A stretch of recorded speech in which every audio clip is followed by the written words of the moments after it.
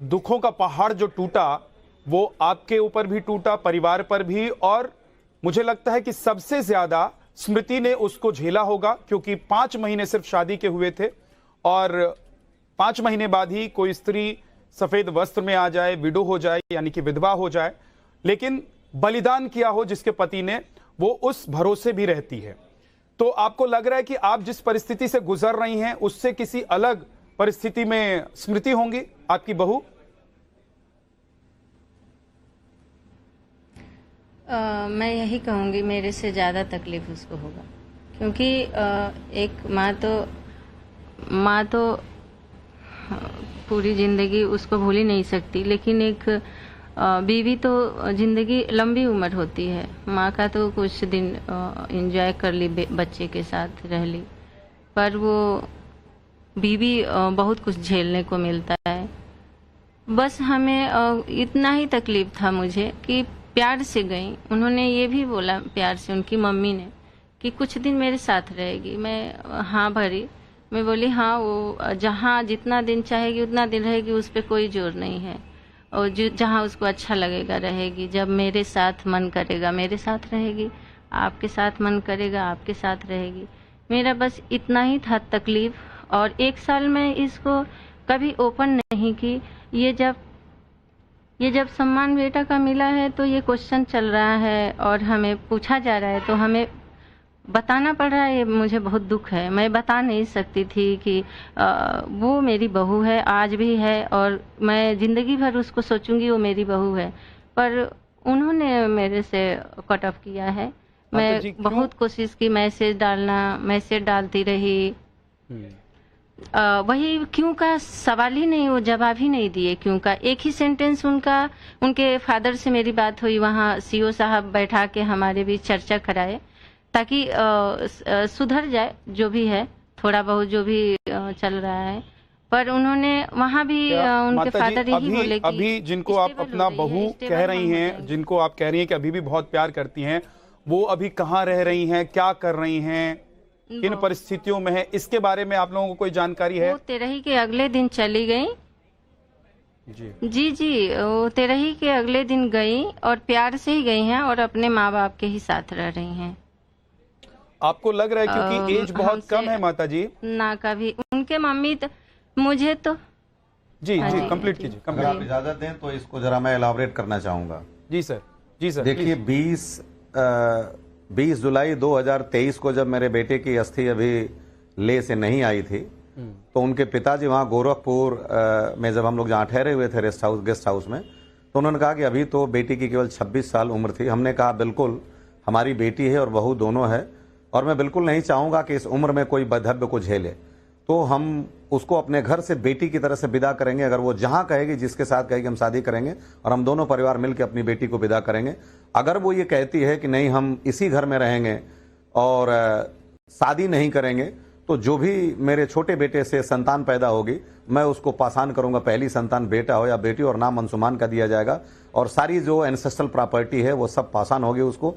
तीसरी शर्त हमने उनसे कहा था कि अगर वो ये कहेगी कि नहीं मैं शादी घर में कर सकती हूँ, तो मेरा बेटा 2 ही साल छोटे में उससे भी शादी करने के लिए तैयार हूँ। लेकिन ये उसी दिन की बात है, और उन्होंने कहा था कि मैं तो अपनी ज़िंदगी में मूव ऑन हो जाऊंगी। और अभी निश्चित रूप से देखिए, एक पत्नी का दुख बहुत बड़ा होता है। अगर कोई बच्चा होता जो अपने पिता को नहीं देखा होता, तो उससे बड़ा दुख किसी के पास नहीं होता। लेकिन वो ऑस्ट्रेलिया जा रही हैं स्ट्रक्चरल डिजाइन के लिए, जो कि उन्होंने ऑफिशियल तौर पर कहा था वहाँ आर्मी अधिकारियों से। तो वो जब सेटल होने, उनका भाई ऑलरेडी PR है वहाँ ऑस्ट्रेलिया में, जब वो हमारा परिवार का हिस्सा हो के हमें कुछ भी पता नहीं, वो अपनी प्लानिंग के साथ ऑस्ट्रेलिया जा रही हैं। और सबसे बड़ा दुख ये पब्लिक डोमेन में करने का मतलब है, ये शोभा देने की बात नहीं है। पारिवारिक संरचना का ताना बाना अगर सरेबज़्म जाता है तो कभी भी किसी व्यक्ति के लिए ठीक नहीं रहा, क्योंकि मर्यादाएं जितनी अगर पर्दे के अंदर हों वहीं तक शोभा देती हैं। बाहर जाने के बाद, सरेबज़्म होने के बाद किसी मर्यादा के आक्षेप का आज तक निराकरण या निवारण हुआ नहीं।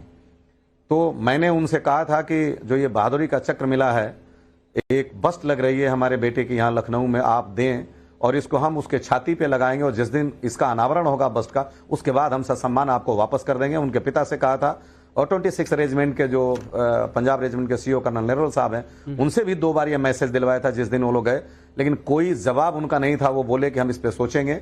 और कोई जवाब उनका नहीं था, और मैं एक पिता होकर के उस कीर्ति चक्र को हाथ में भी लेने का सौभाग्य नहीं पाया। तब ये जब दर्द छलका है तो दर्द का हद से गुजरना है, दवा हो जाना, फिर ये बातें सरे बज़्म हुई हैं। जी माता जी, एक सवाल जो आपने और रवि प्रताप सिंह जी ने उठाया है, जी आप कुछ कह रही हैं माता जी, प्लीज बोलिए। बस यही था कि मैं नहीं चाहती थी कि पब्लिक हो, पर ये तो सवाल उठना ही है ना, बहू कहाँ है, बहू कहाँ है। तो हम मजबूर हो गए बताने के लिए। नहीं तो 1 साल हो गया, हमारे परिवार वाले को भी पता नहीं था कि मेरी बहू कहाँ है। हम बताए नहीं थे। मेरे पिताजी को ये बात नहीं था कि हमारी बहू हमारा घर छोड़ के चली गई। हमारे भाइयों को ये पता नहीं था राष्ट्रपति भवन में जाने से पहले तक कि हमारे साथ ऐसा हुआ है। मैं भगवान शंकर जैसे विष पी करके जी रहा था, ये उनके पिता को भी बताया था। लेकिन जब सारा चीज खत्म हो गया तब मैंने अपने पिता को फोन करके दिल्ली से बताया। जब वो बोले कि बातचीत हुई है, क्या हो रहा है, बहू कब आ रही है, मैंने कहा अब आप उस ख्याली पुलाव में न रहें, वो अपनी जिंदगी में आगे बढ़ गई हैं और आप इस सत्य को स्वीकार। एक चीज और बताइए कि मैंने कई जगह जो मैं पढ़ रहा था तो मुझे पता लगा कि स्मृति जो है वो एक मल्टीनेशनल कंपनी में काम कर रही हैं, इंजीनियर हैं। आप बता रहे हैं कि वो किसी स्कूल में पढ़ा रही हैं, सच क्या है? जी